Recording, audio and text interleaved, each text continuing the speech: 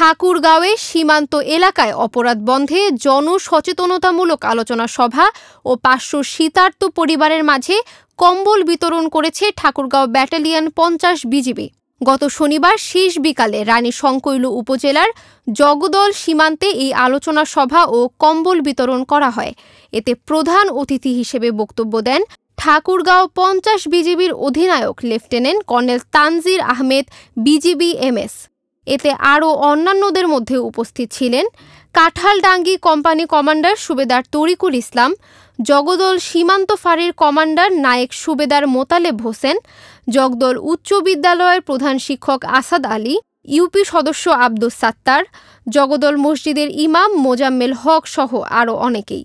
প্রধান অতিথির বক্তব্যে ঠাকুরগাঁও ব্যাটালিয়ন ৫০ বিজিবির অধিনায়ক লেফটেন্যান্ট কর্নেল তানজির আহমেদ বলেন, সীমান্ত এলাকায় জনসাধারণের অবৈধভাবে সীমান্ত পারাপার যেন না হয়, সীমান্তে শূন্যরেখা অতিক্রম করে ভারতীয় জমিতে চাষাবাদ না করা, গবাদি পশু চরানোর সময় সীমান্ত অতিক্রম না করে, সীমান্তে নদীতে মাছ ধরতে ও সীমান্তে ঘাস কাটতে গিয়ে ভারতের অভ্যন্তরে প্রবেশ না করা এবং মাদকদ্রব্য সহ যে কোনো চোরাচালানের সাথে জড়িত না হওয়ার কথা বলেন।